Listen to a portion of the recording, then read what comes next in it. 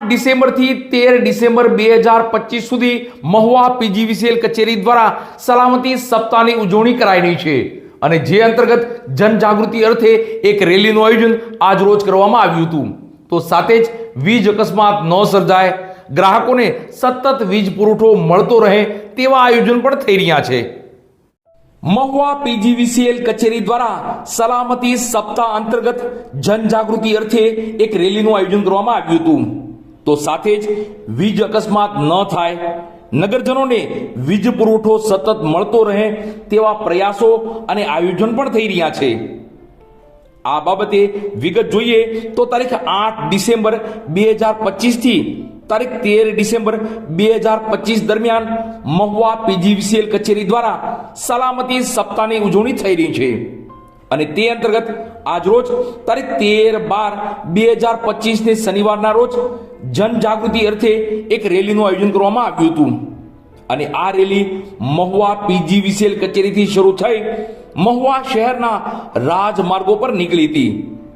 જેમાં આ રેલી દરમિયાન લોકો નગરજનોને એવી સમજ આપવામાં આવી હતી કે વીજળી કેવી રીતે બચાવી શકાય, વીજ અકસ્માત કેવી રીતે અટકાવી શકાય જેવી સમજ મૌખિક અને પેમ્પલેટ દ્વારા અપાઈ હતી. તો વીજ બચાવો દેશ બચાવોના સૂત્રોચ્ચાર પણ ગણવામાં આવ્યા હતા. પીજીવીસીએલ કચેરી દ્વારા તારીખ 8 ડિસેમ્બર 2025 થી 13 ડિસેમ્બર 2025 દરમિયાન સલામતી સપ્તાહની ઉજવણી કરવામાં આવે છે. જે અંતર્ગત મહુવા પીજીવીસીએલ કચેરી દ્વારા વીજ સલામતી રેલી અને પેમ્પલેટ વિતરણનું આજરોજ આયોજન કરવામાં આવેલ હતું. જે અંતર્ગત મહુવા તાલુકાના સભ્યોને, મહુવા તાલુકાની જનતાને પીજીવીસીએલ હેઠળ કામગીરી જે થાય છે અને તે અંતર્ગત સલામતી રાખવા માટે અને સલામતી દાખવવા માટે આ રેલીનું આયોજન કરવામાં આવેલ છે. જે અંતર્ગત અમે જનતાને એ કહેવા માંગીએ છીએ કે ભાઈ વીજળીના તારથી શક્ય હોય એટલા દૂર રહો, ભીના હાથે ઉપકરણોનો ઉપયોગ ન કરવો વગેરે જેવી બાબતો ધ્યાન રાખવા બાબત આ અમે રેલીનું આયોજન કરેલું હતું. મહુવા શહેરમાં પીજીવીસીએલ કચેરી દ્વારા સલામતી સપ્તાહની ઉજવણી અંતર્ગત વિવિધ કાર્યો અને કામગીરી પણ થઈ રહી છે. જેમાં મહુવા ટાઉનના ફીડરોમાં મેન્ટેનન્સ પણ થઈ રહ્યું છે, જેથી નગરજનોને સતત વીજ પુરવઠો મળતો રહે અને જ્યાં વીજ અકસ્માતની શક્યતા હોય, ખુલ્લા વાયરો હોય ત્યાં પણ યોગ્ય કામગીરી થઈ રહી છે. તો પીજીવીસીએલ કચેરી દ્વારા સલામતી સપ્તાહ દરમિયાન આગલા સમયના આયોજનને લઈ યોગ્ય કાર્યો પણ થઈ રહ્યા છે. આજ રોજ અત્રેની પીજીવીસીએલ કચેરી દ્વારા સેફટી સેમિનારને અનુસંધાને મહુવામાં એક રેલીનું આયોજન કરવામાં આવેલું હતું તથા આ સેફટી સેમિનારના અનુસંધાને મહુવા ટાઉન કચેરીના 2 ફીડર હનુમંત અર્બન તથા વાસીદા અર્બન ફીડરનું મેન્ટેનન્સ કામગીરી કરવામાં આવી છે, જેથી સલામતી જળવાઈ રહે તથા લોકોને સતત વીજ પુરવઠો મળી રહે તથા નજીકના ભવિષ્યમાં ગાંધીબાગ અર્બન ફીડર તથા વાસીદા અર્બન ફીડરને અંડરગ્રાઉન્ડની કામગીરી કરવામાં આવશે અને હાલ એનું સર્વે ચાલુ છે, જેથી આપણે મહુવાની પબ્લિકની સલામતી જળવાઈ રહે તથા એનો સતત વીજ પુરવઠો મળી રહે તે માટે હાલ અંડરગ્રાઉન્ડનું સર્વે ચાલુ છે અને ભવિષ્યમાં આ સલામતી જળવાઈ રહે તે માટે બધી અલગ અલગ મેન્ટેનન્સની કામગીરી પણ કરવામાં આવે છે. અને હાલ અમારા બધા પીજીવીસીએલના કોલ સેન્ટર પર એન્ડ્રોઈડ સ્માર્ટફોન મૂકવામાં આવેલા છે, જેથી વોટ્સએપ દ્વારા ગ્રાહકોને માહિતી મળી રહે તથા જ્યારે પણ ફીડરની શટડાઉન હોય, કોઈ પણ ફોલ્ટ આવી ગયો, પાવર સપ્લાય બંધ રહે ત્યારે સ્ટેટસમાં પણ આ અંગે મૂકવામાં આવશે, જેથી ગ્રાહકોને સમયસર જાણ થઈ શકે કે પાવર ક્યારે ચાલુ થશે, ક્યારે બંધ થશે.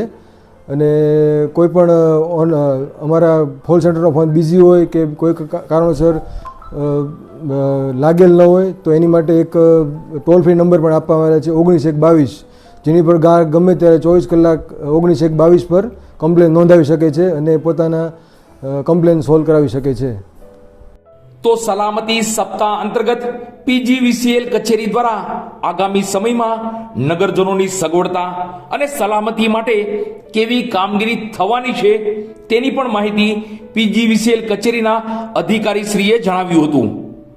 તો સંભવિત અકસ્માત સ્થળ યા પોઈન્ટ હોય તેને પણ પ્રાથમિકતા આપી ત્યાં પણ સલામતીના ભાગરૂપે કામગીરી થઈ રહી છે.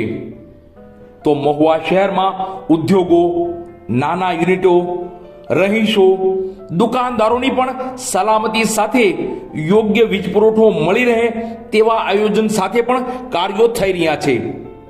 ટૂંકમાં પીજીવીસીએલ કચેરી મહુવા દ્વારા સલામતી સપ્તાહ અંતર્ગત લોકોની સલામતી માટે યોગ્ય કાર્ય થઈ રહ્યું છે તે ચોક્કસ બાબત છે.